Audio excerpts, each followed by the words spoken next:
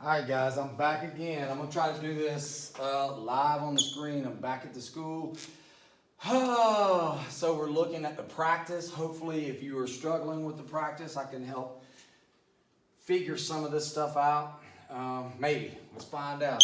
So if we remember, our baseline function for logs is log of b x minus h plus k. All right, so if we look at it in those terms, our a out front is 1, our b is 3, our h is 3, and our k is 2. Okay, so what does that mean for this log here? All right, what that means is h moves things right or left, okay? If we think about it on the number line, like this, well, right is positive and left is negative, okay? Right's positive, left's negative. Since this is positive 3, right here, the x is the same, the negative is the same, so my h is positive 3. That means it's going to go right 3. So our transformation would be right 3. Now,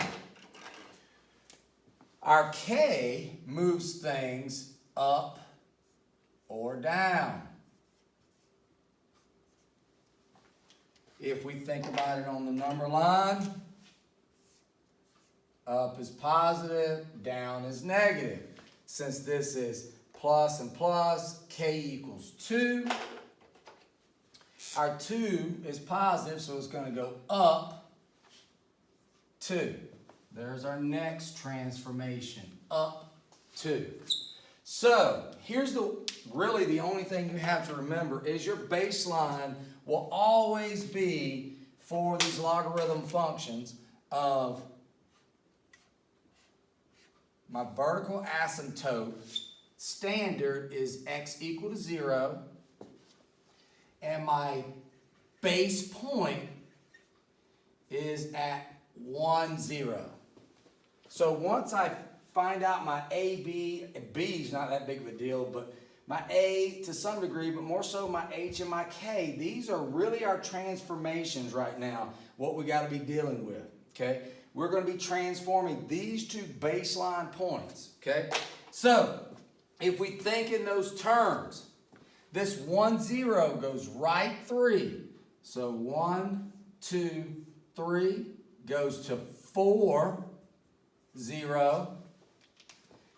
And then it goes up 2. 1, 2, which then goes to 4, 2. So that becomes our new point.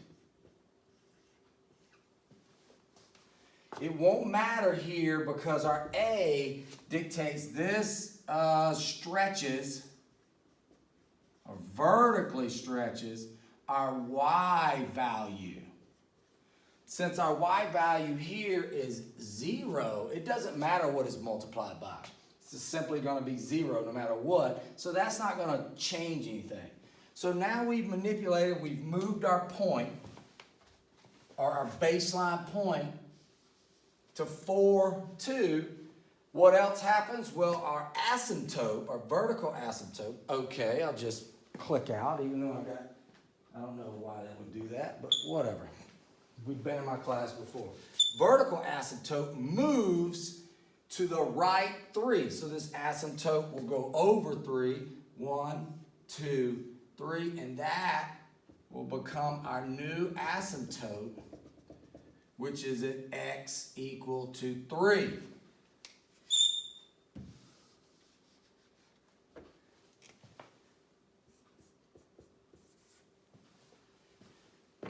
At this point, you can plug in different values.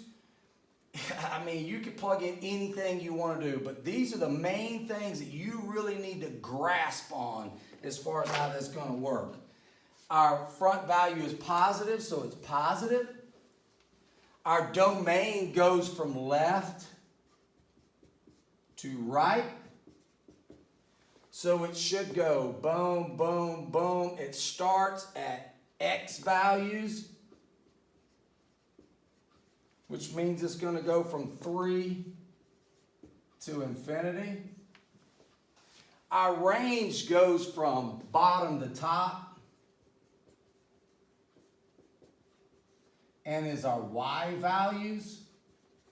Nothing's going to stop those Y values from top to bottom, so this is going to be consistent, negative infinity to infinity. Our baseline log graph looks like this. It hasn't been changed, so it's going to end up looking like that. Some level or another. If you can't get anything else, you should be able to get that. From left to right,